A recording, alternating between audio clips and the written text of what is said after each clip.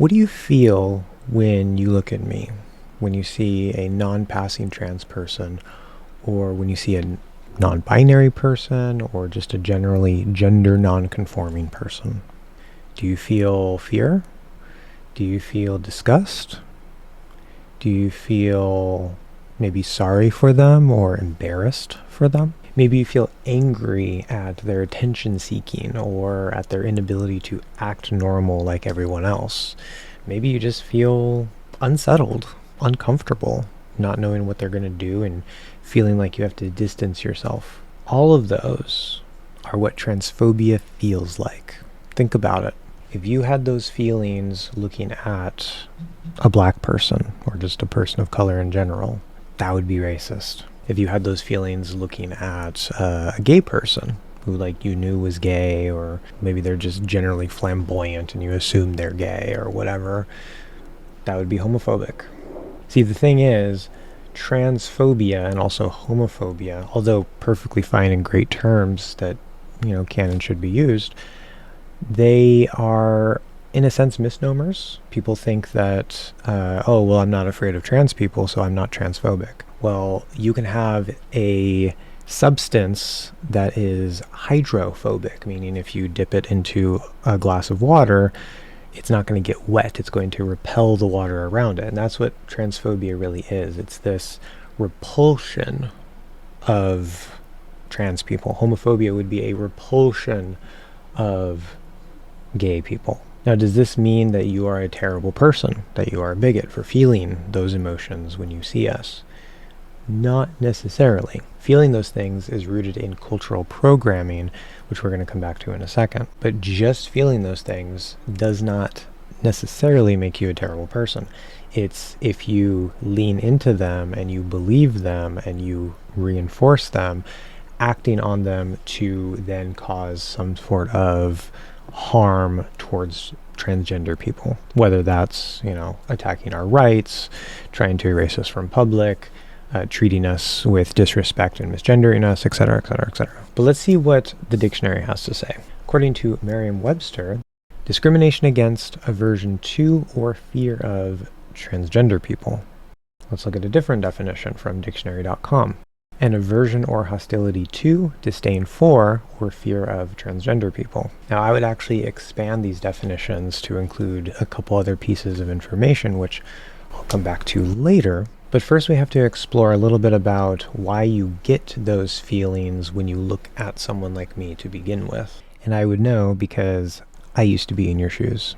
So where exactly do those feelings come from? Well, our society's general cultural lens is and has been for a long time patriarchy.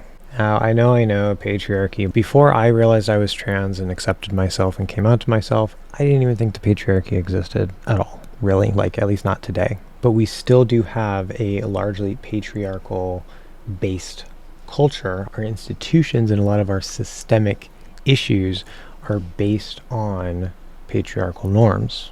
These were rooted into you from birth, against your will, without your consent. And it runs so deep that you don't even think to question it. Misogyny, homophobia, and transphobia are all features or modules of patriarchy.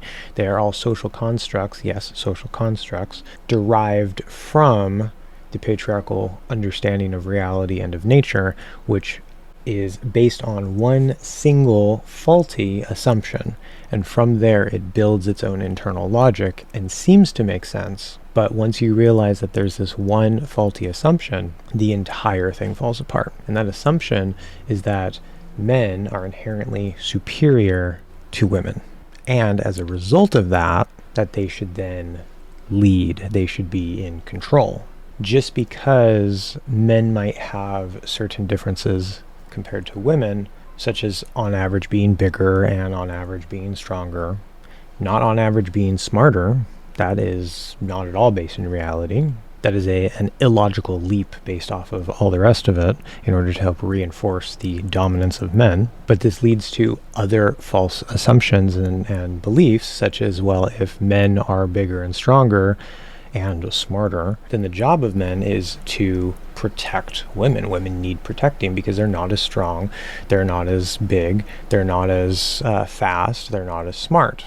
So then it becomes the benevolence of men. They have to lead, they have to bear that burden of protecting women and caring for women. All of this is based on that single faulty assumption that just because men are maybe bigger and stronger on average, that they are therefore inherently superior and smarter. This then, by extension, then creates a view that, well, okay, if men are superior and dominant, and men and women, that's the natural combination because women reproduce and men provide the seed, whatever, then, well, if you have, say, a gay person, that gay person is threatening that natural order, because if a man is interested in a man, that's a clash of the dominance hierarchy. A man can't be submissive to another man because then he's womanly, he's putting himself in the woman position, which is insanity. It messes with that basic assumption. Same thing, woman for woman. A lot of people just don't care. They just think, they're just roommates. As a lot of people say about lesbians, women are dumb. They don't know what they feel, what they think. They're, just creatures that need to be protected and guided. And so if a woman is interested in another woman, no, you're not. Right? You're just confused. You're that's cute, nice, but listen to the man and do what you're told. You go even further than that, and you get trans people.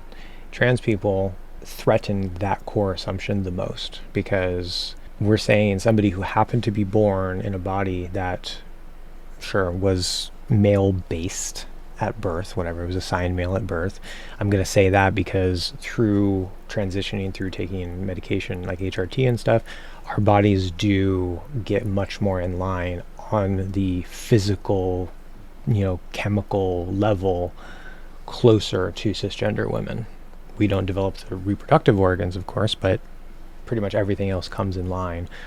Same thing the other way for trans men. That aside, the idea that a man could choose to become a woman completely destroys patriarchy altogether, because then you're saying, well, any man could choose to be a woman and then give up that superiority, which in the view of patriarchy is unnatural, illogical, like it can't happen.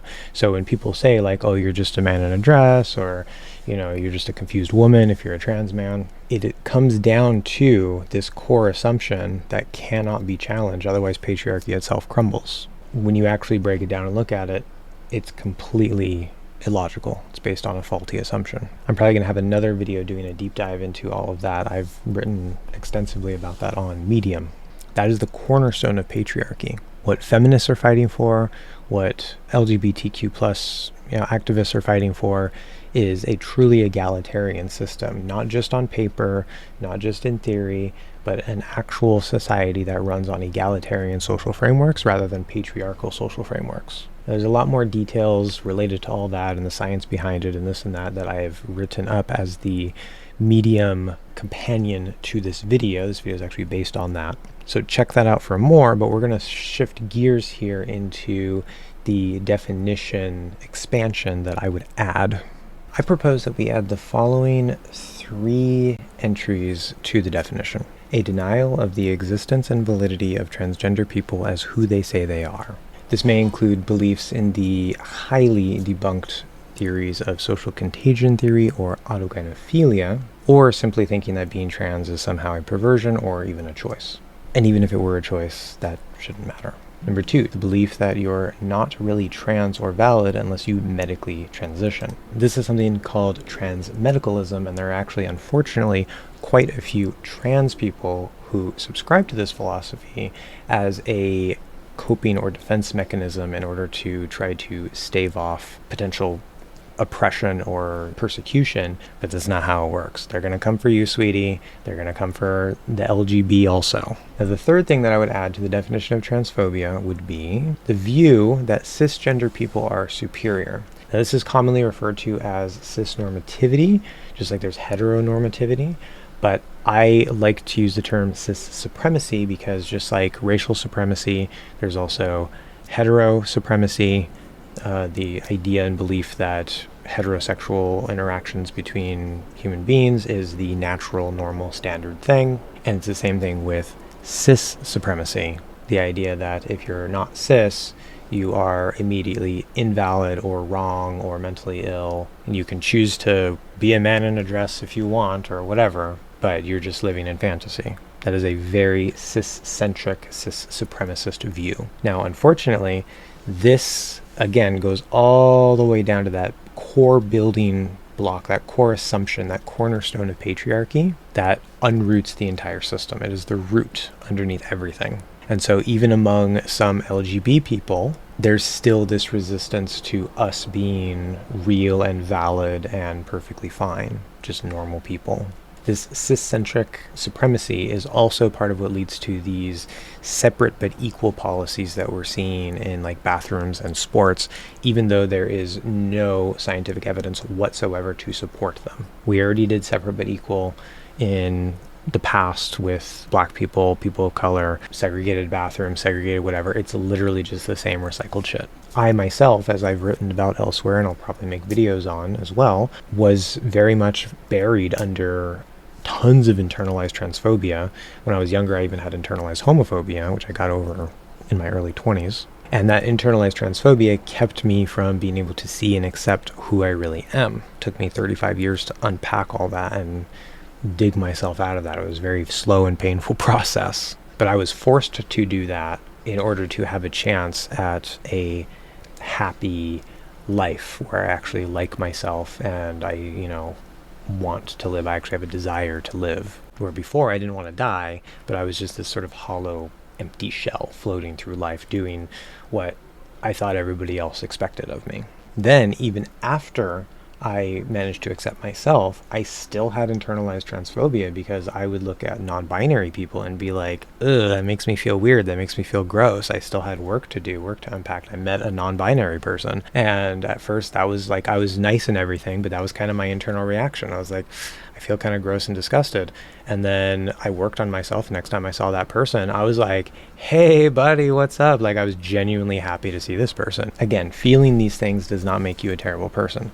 Acting on them, reinforcing them, persecuting people because of them, that makes you a terrible person. Hopefully one day, nobody, least of all a trans person, will have to deprogram their own transphobia, and we can all just be accepted as natural, normal human beings. Keep rising and shine your light.